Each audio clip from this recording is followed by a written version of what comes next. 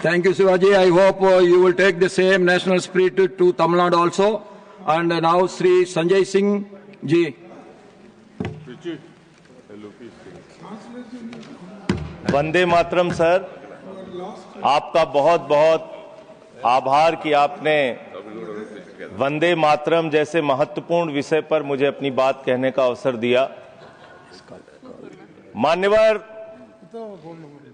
मैं सोच रहा था कि वंदे मातरम के बारे में उसके 150 वर्ष पूरे होने पर यह चर्चा सरकार के द्वारा क्यों प्रायोजित कराई जा रही है। एक तो यह अच्छी बात है कि देशभक्ति की भावना का विकास सबके अंदर हो। वंदे मातरम के महत्व को सारे देश के लोग समझें, नौजवान समझे, किसान समझे, मजदूर समझे, पढ़ा लिखा समझे, गैर पढ़ा लिखा समझे। यह अच्छी पहल है। लेकिन मैं साथ ही साथ यह भी सोच रहा था, तो एक घटना मुझे याद आई मान्यवर। वो घटना थी उत्तर प्रदेश की।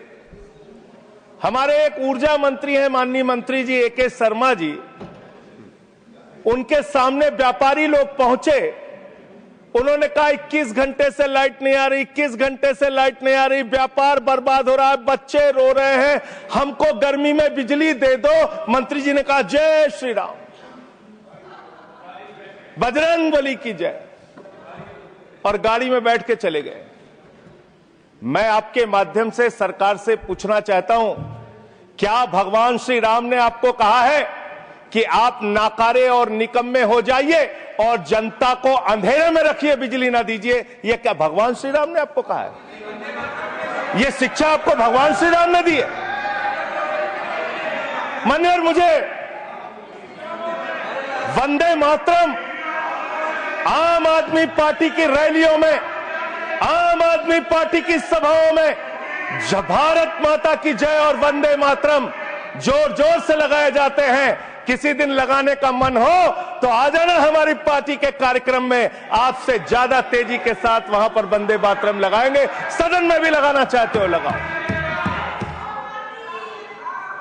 तो आप इन नारों के पीछे, ये नारे देशभक्ति के हैं, ये नारे देश की रक्षा के हैं, ये नारे देश को आजादी दिलाने के लिए हैं।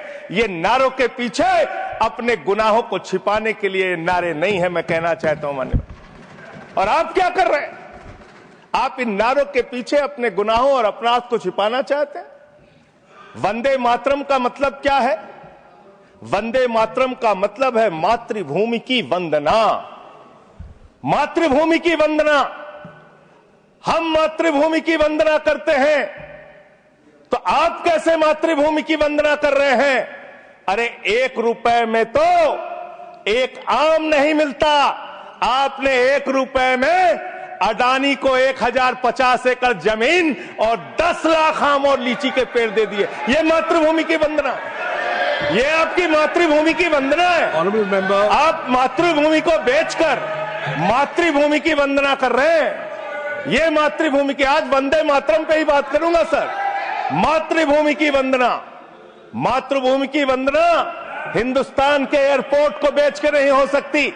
मातृभूमि की वंदना रेल को बेच के नहीं हो सकती, सेल को बेचकर नहीं हो सकती, समुद्री तटों को बेचकर नहीं हो सकती, कोयला और गैस को बेच के नहीं हो सकती, हिंदुस्तान की जमीनों को बेच के नहीं हो सकती। तुम लोग मातृभूमि को बेचने वाले लोग हो, तुम मातृभूमि की वंदना करने वाले लोग नहीं हो। मान्यवर, वंदे मातरम पे ही सुनिए। आज वंदे मातरम के अलावा कुछ बोलूंगा ही नहीं। मातृभूमि की वंदना, इस मातृभूमि की वंदना में जब यहां पे लीडर ऑफ द अपोजिशन बोल रहे थे, मान्यवर, honourable I am not yielding sir, I am not yielding sir, sir I am not yielding sir, I am not yielding sir. जब लीडर ऑफ अपोजिशन बोल रहे थे, ऑथेंटिकेट इट प्लीज देन। जब leader, sir I am not yielding, sir I am not yielding. जब यहां पे leader of opposition बोल रहे थे, नो पॉइंट ऑफ ऑर्डर, खड़गे साहब, उनके मुंह से नो पॉइंट ऑफ ऑर्डर, दलित शब्द निकल गया, दलित शब्द निकल गया। पूरी पूरी की पूरी भारतीय जनता पार्टी हाउस में खड़े होकर विरोध करने लगी। दलितों से इतना चिढ़ है आपको? क्या दलित भारत माता के बच्चे नहीं? क्या पिछड़े भारत माता के बच्चे नहीं? क्या आदिवासी भारत माता के बच्चे नहीं? अगर दलितों, पिछड़ों, आदिवासियों की बात होगी तो आप विरोध करोगे? I'll have to give it to LOH. आप विरोध I'll have to करोगे? give it to LOH. You are not on the topic. LOH. Just need a minute. LOH. Sir दो बातें हैं। Please. LOH is on its legs. LOH is on its legs. Sir दो बातें हैं। एक तो हम चाहते हैं कि डिबेट, हेल्दी डिबेट हो, तर्कों के साथ हो। अभी इन्होंने आरोप लगा दिया कि दलितों पर बीजेपी वाले एकदम हल्ला करने लगे। ऑन रिकॉर्ड है, मैंने कहा है दलित के विषय में कि ये हमारे पूज्य हैं, हमारे भाई हैं, ये ऑन रिकॉर्ड है। इस तरीके के स्वीपिंग स्टेटमेंट्स न दें और इस हाउस के माध्यम से देश को गुमराह न करें, नंबर 1। नंबर 2, आपने कहा ये बेच दिया, ये बेच दिया, ये बेच दिया। आई से please authenticate on the floor of the house whatever you have charge. देखिए आज सर बहुत अच्छी बात गृह मंत्री जी भी कह के गए और लीडर ऑफ द हाउस भी कह रहे हैं कि जो कुछ भी मैं बोलूं उसको ऑथेंटिकेट करूं। और मैं आपसे अनुरोध कर रहा हूं सर कि अगर मैं ऑथेंटिकेट ना करूं तो मेरे खिलाफ कार्रवाई की जाए। एक एक चीज मैं ऑथेंटिकेट करूंगा। अगर मैं कोई बात कह रहा हूं तो उसको ऑथेंटिकेट करूंगा। दूसरी बात, शहीद खुदीराम बोस की बात हुई सर, कल उस सदन में चर्चा हुई। हिंदुस्तान के सबसे युवा क्रांतिकारी जिन्होंने फांसी के फंदे को चूमा, वंदे मातरम का नारा लगाया। शहीद खुदीराम बोस, शहीद रोशन सिंह, शहीद राजेंद्र लहड़ी, शहीद अशफाक उल्ला, शहीद राम प्रसाद बिस्मिल, शहीद प्रफुल्ल चाकी, हिंदुस्तान के तमाम क्रांतिकारियों ने जब फांसी के फंदे को चूमा, शहीद आजम भगत सिंह, शहीद सुखदेव, शहीद राजगुरु, सबने वंदे मातरम का नारा लगाया। सबने वंदे मातरम का नारा लगाया। और शहीद खुदीराम बोस को अब आप याद कर रहे होंगे, मैं पिछले 31 साल से 3 दिसंबर को शहीद खुदीराम बोस की जयंती का आयोजन करता हूं। मेरी संस्था का नाम शहीद चंद्रशेखर आजाद के नाम पे है। शहीद खुदीराम बोस हिंदुस्तान के वो क्रांतिकारी थे, जब उनको फांसी के फंदे पे चढ़ाया गया और उनका जब अंतिम संस्कार हुआ तो जो राख उनके अंतिम संस्कार से निकली मान्यवर, उसको बंगाल की माए तावीज बना के अपने बच्चों को पहनाती थी कि ऐसे ही बनना हिंदुस्तान के लिए क्रांतिकारी। यह इतिहास, यह हिंदुस्तान का इतिहास। लेकिन मैं आपके माध्यम से इस सरकार से पूछना चाहता हूं, आपके पुरखे इस वक्त क्या कर रहे थे जब शहीद आजम भगत सिंह वंदे मातरम लगा रहे थे, शहीद सुखदेव वंदे मातरम लगा रहे थे, शहीद राजगुरु वंदे मातरम का नारा लगा रहे थे, शहीद खुदीराम बोस वंदे मातरम का नारा लगा रहे थे। उस वक्त आप क्या कर रहे थे? क्या कर रहे थे आप? वंदे मातरम का नारा लगाकर लोग जेल गए, लाठियां पड़ी उनको। मैं आपके माध्यम से इस सरकार से पूछना चाहता हूं, आरएसएस के 4 लोगों का नाम बताओ जो वंदे मातरम नारा लगा के जेल गए, उनका नाम बताओ आप। 4 लोगों का नाम बताओ आप, अपने 4 पुरखों का नाम आप बताओ। आप नहीं बता सकते क्योंकि आजादी के आंदोलन में आपका कोई इतिहास नहीं। आजादी के आंदोलन में आपका कोई इतिहास नहीं, यही आपकी कुंठा है। तो इसलिए कभी आप कहते हो सरदार वल्लभ भाई पटेल आपके हैं। अरे भैया, सरदार वल्लभ भाई पटेल ने आरएसएस के ऊपर बैन लगाया था, यह रिकॉर्डेड हिस्ट्री है। और जब 18 महीने जेल में रखा गया आरएसएस के लोगों को राष्ट्रपिता महात्मा गांधी की हत्या के अपराध में, जब उनको छोड़ा गया, बैन हटाया गया, तो उसमें शर्त लगाई कि आप राष्ट्रीय ध्वज को मानेंगे, यानी कि आप तिरंगे झंडे को भी नहीं मानते थे। आपने 52 साल तक हिंदुस्तान का तिरंगा झंडा आरएसएस के मुख्यालय पे नहीं फहराया सर, नहीं फहराया। और 3 लोगों ने आरएसएस के मुख्यालय पर जब ये झंडा फहराया, उन तीनों के नाम मैं पढ़ रहा हूं, विजय, उन्मत, दिलीप, इन तीनों लोगों के खिलाफ आरएसएस ने एफआईआर दर्ज कराई। किस अपराध में? कि हमारे दफ्तर में तिरंगा क्यों फहरा दिया। और कितने साल तक मुकदमा लड़े? 13 साल तक मुकदमा लड़े। यह है आपकी असलियत। आप तिरंगे का विरोध करते हैं, भारत के राष्ट्रीय ध्वज का विरोध करते हैं। जो लोग तिरंगे और राष्ट्रीय ध्वज का विरोध कर सकते हैं, वो भारत माता के सच्चे सपूत नहीं है, वो नहीं है हमारे निगाह में। और मैं आपको बताता हूं सर, ये है 28 दिसंबर 1949 का ऑर्गेनाइजर पत्र, इसको भी रखूंगा क्योंकि आज गृह मंत्री जी और लीडर ऑफ द हाउस दोनों कह के गए रिकॉर्ड पे सारी चीजें आनी चाहिए, इसको रिकॉर्ड पे रखना चाहिए। इतिहास देश को पता चलना चाहिए किन लोगों ने देश के साथ गद्दारी की, किन लोगों ने तिरंगे का विरोध किया, किन लोगों ने राष्ट्रगान का विरोध किया। आपको ये पढ़ के सुनाना चाहता हूं, ये ऑर्गेनाइजर है, क्या लिख रहा है। What is the moral sanction behind government's choice of Jan Gana Man, except that it can be made an item of entertainment. आप राष्ट्रगान का विरोध कर रहे हैं, आप भारत के राष्ट्रगान का विरोध कर रहे हैं। आपके मुख्य पत्र में भारत के राष्ट्रगान का विरोध लिखा गया है। इसके लिए भारत के प्रधानमंत्री को और पूरी की पूरी भारतीय जनता पार्टी को, जो अपने आप को आरएसएस को अपना आदर्श मानती है, पूरे देश से माफी मांगनी चाहिए। ये रिकॉर्ड पे लाऊंगा सर, इसको रख लीजिएगा, ये रिकॉर्ड पे रखा जाए। मान्यवर, फिर से बोल दे रहा हूं, 28 दिसंबर 1949 ऑर्गेनाइजर अखबार, जो आरएसएस का मुख्य पत्र है, और इस आरएसएस के मुख्य पत्र में फिर से लिख दे रहा हूं, फिर से पढ़ दे रहा हूं क्या लिखा हुआ है। What is the moral sanction behind government's choice of Jan Gana Man? Unnecessarily it will get provoked. It can be made an item of entertainment. Please continue. ये लिखा Sanjay ji unnecessarily provoke. Continue. अच्छा सर,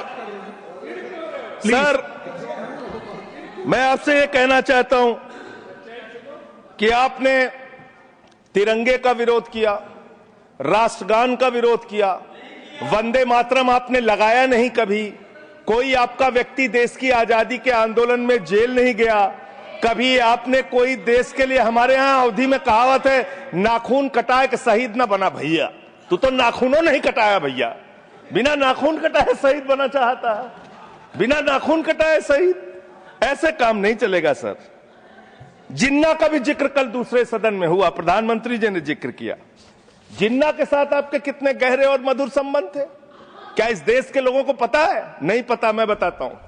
श्यामा प्रसाद मुखर्जी जी फजलुल हक की government में finance minister थे, और finance minister रहते हुए उन्होंने अंग्रेज गवर्नर को चिट्ठी लिखी थी। Shyama Prasad followed this and told Governor Herbert the administration of the Bengal province should be carried on in such a manner that in spite of the best efforts of the Congress, this Quit India movement will fail. ये चिट्ठी लिखी है। आपने भारत छोड़ो आंदोलन के खिलाफ आपके नेता, जनसंघ के पहले राष्ट्रीय अध्यक्ष और तत्कालीन गवर्नमेंट में जो वित्त मंत्री थे, उन्होंने चिट्ठी लिखी अंग्रेज गवर्नर को और कहा कि भारत छोड़ो आंदोलन, जो हिंदुस्तान के क्रांतिकारियों का आंदोलन था, जो देश की आजादी का आंदोलन था, वो आंदोलन कुचल देना चाहिए, खत्म कर देना चाहिए। ये है रिकॉर्डेड हिस्ट्री आपकी। ये आपको, आपके बारे में पूरे देश को पता रहना चाहिए। अब जिन्ना, हाँ, इसको भी सभा के पटल पर रखूंगा। जिन्ना और आपके रिश्ते क्या थे? कितने मधुर रिश्ते थे। एक राज्य में सरकार नहीं बनाई मान्यवर इन्होंने। नॉर्थ वेस्ट फ्रंटियर, सिंध प्रांत और फजलुल हक की गवर्नमेंट। फजलुल हक वो शख्स है जो पाकिस्तान बनने के बाद वहां की सरकार का गृह मंत्री बना। आपके रिश्ते उन लोगों के साथ थे, ये देश को पता होना चाहिए। इसलिए आप किसी को भी देशभक्ति का प्रमाण पत्र बांटने का काम मत कीजिए। आप वंदे मातरम लगाने का काम कर रहे हैं और देश की सुरक्षा के साथ खिलवाड़ कर रहे हैं। आप भारत की सेना को 4 साल के अग्निवीर पे लेके आ गए, जो हिंदुस्तान की सीमा की सुरक्षा करने वाले हैं, जो वंदे मातरम का नारा लगाते हैं हमारे जवान, हमारे सैनिक, जो -50 डिग्री टेम्परेचर में सियाचिन में और +50 डिग्री टेम्परेचर में जैसलमेर में भारत की सीमाओं की रक्षा करते हैं, इस मातृभूमि की रक्षा करते हैं। उनके पीठ में छुरा मारने का काम आपने किया, उनकी नौकरी 4 साल की कर दी अग्निवीर की। आपको मातृभूमि से प्यार है, आप देशभक्ति की बात करेंगे, आप देशभक्ति की बात कर रहे हैं। अरे मैंने साइकिल चोर सुना था, लॉकेट चोर सुना था, स्कूटर चोर सुना था, मैंने सुना था तमाम तरह के चोर होते हैं। आप लोग तो वोट चोर निकल गए हिंदुस्तान के अंदर। वोट चोर, 3 करोड़ वोट, उत्तर प्रदेश में 3 करोड़ वोट की चोरी करने जा रहे हैं। कल की मीटिंग में पता चला 17.5% वोट उत्तर प्रदेश में काटे जाएंगे। आप ये कर रहे हैं, ऐसे लोकतंत्र को मजबूत करेंगे? ऐसे आप मातृभूमि की सेवा करेंगे? ऐसे आप मातृभूमि की वंदना करेंगे? मान्यवर, मैं आप लोगों से सिर्फ इतना कहना चाहता हूं मान्यवर, आपके माध्यम से, कि हमने फिल्मों में सीन देखी है, डाकू लोग आते हैं, जय भवानी जय भवानी जय भवानी कह के, और वो गांव का गांव लूट के चले जाते हैं। जय भवानी कह के गांव का गांव लूट के चले जाते हैं। हम इस देश के अंदर किसी भी सरकार को वंदे मातरम और भारत माता की जय लगाकर देश को लूटने की इजाजत नहीं देंगे। वंदे मातरम लगाएंगे, भारत माता की जय लगाएंगे, जय हिंद भी कहेंगे, राष्ट्रगान भी कहेंगे, वंदे मातरम भी गाएंगे, लेकिन देश के साथ गद्दारी और धोखेबाजी नहीं करने देंगे। आपको नहीं करने देंगे। ये देशभक्ति के नारे हैं, ये देशभक्ति के नारे हैं। आप बेरोजगारी पे बात नहीं करना चाहते, महंगाई पे बात नहीं करना चाहते, दलितों का मंदिर में प्रवेश वर्जित है, कहीं उनको रोका जा रहा है, उस पर बात नहीं करना चाहते, पिछड़ों का शोषण हो रहा है, उस पर बात नहीं करना चाहते। आपने मातृभूमि की सेवा यह की है कि आज हिंदुस्तान के ऊपर 200 लाख करोड़ रुपए का कर्जा है, 200 लाख करोड़ रुपए का कर्जा। आपने हिंदुस्तान को आज इस स्तर पे पहुंचाने का काम किया है। और दूसरी बात मैं पूछना चाहता हूं आपके माध्यम से मान्यवर, इस देश में मजदूर भी हैं, किसान भी हैं, आदिवासी भी हैं, दलित भी हैं, पिछड़े भी हैं, सवर्ण भी हैं, सब में अनपढ़ है, सब में भारी संख्या है जो पढ़े लिखे नहीं है, जिनको संस्कृत का ज्ञान नहीं है, जो नहीं पढ़ सकते वंदे मातरम। तो आप उनको कह रहे हैं कि वो देशभक्त नहीं है। मैं आपके माध्यम से कहना चाहता हूं, वो देश को लूटने वाले अडानी जैसे पूंजीपतियों से ज्यादा बड़े देशभक्त हैं, जो अपने बच्चों के लिए श्रम करते हैं, मजदूरी करते हैं, कुली का काम करते हैं और अपने बच्चों का पेट भी पालते हैं, देश की भी सेवा करते हैं। वो आपसे ज्यादा देशभक्त हैं। उनकी देशभक्ति को आप इससे चेक करने का काम मत कीजिए, उससे परीक्षा करने का काम मत कीजिए। मान्यवर, मैं अंत में एक और बयान आया, उसका जिक्र करके अपनी बात को खत्म करूंगा। अभी SIR की प्रक्रिया के तहत उत्तर प्रदेश के मुख्यमंत्री ने कहा कि डिटेंशन सेंटर बनाए जाएंगे। 80 लाख लोगों के वोट आपने बिहार में काट दिए, वहां कितने घुसपैठिए मिले आपको? अरे भाई, ये भी मातृभूमि की बात हो रही है। आप लोग चाहते हैं बांग्लादेशी यहां पे आ जाएं, मातृभूमि को सुरक्षा को खतरा हो जाए? आपको तो चिंता वही है ना, वही तो बात कर रहा हूं। कितने बांग्लादेशी घुसपैठिया मिले? कितने बांग्लादेशी घुसपैठिया मिले? कितने बांग्लादेशी घुसपैठिया मिले? मात्र 315, जिसमें नेपाल के बाकी लोग सिर्फ 78 मुसलमान मिले। वहां 80 लाख लोगों के आपने वोट काट दिए। अब आप कह रहे हैं उनको डिटेंशन सेंटर में रखेंगे। उनको डिटेंशन सेंटर में आप रखेंगे जो हिंदू हैं, जिनके जो पूर्व IAS हैं। आप इस देश का सिर्फ माहौल बिगाड़ना चाहते हैं। आप इस देश को सिर्फ नकली नारों के पीछे सिर्फ आप अपने आप को छिपाना चाहते हैं। वंदे मातरम देशभक्ति का नारा है, भारत माता की जय देशभक्ति का। हां, दिल्ली में तो काटोगे ही आप, ठीक ही कह रहे हो, पहले से ही नियत बता दिया। दिल्ली की हालत तो कर दी आपने। अरे इसमें क्या लिखा हुआ है? इसमें क्या लिखा हुआ है? सुजलाम सुफलाम, सुजलाम सुफलाम, शुद्ध जल शुद्ध फल और मधुर वाणी। मधुर वाणी, मधुर वाणी कौन बोल रहा है? देश के प्रधानमंत्री मधुर वाणी बोल रहे हैं। मुजरा जैसे शब्दों, अरे भाई, इसी वंदे मातरम की सेकंड्स रह गए सर, वंदे मातरम की तो बात कर रहा हूं। हमारे पास और टाइम है सर, टाइम है सर।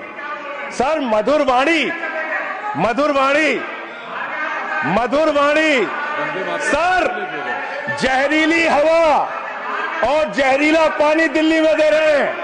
हमारे पूर्वांचल के भाइयों के ऊपर बुलडोजर चला रहे हैं। सर, मेरे टाइम में से काट लीजिएगा, पार्टी टाइम में से काट लीजिएगा, प्लीज, पार्टी टाइम में से काट लीजिएगा।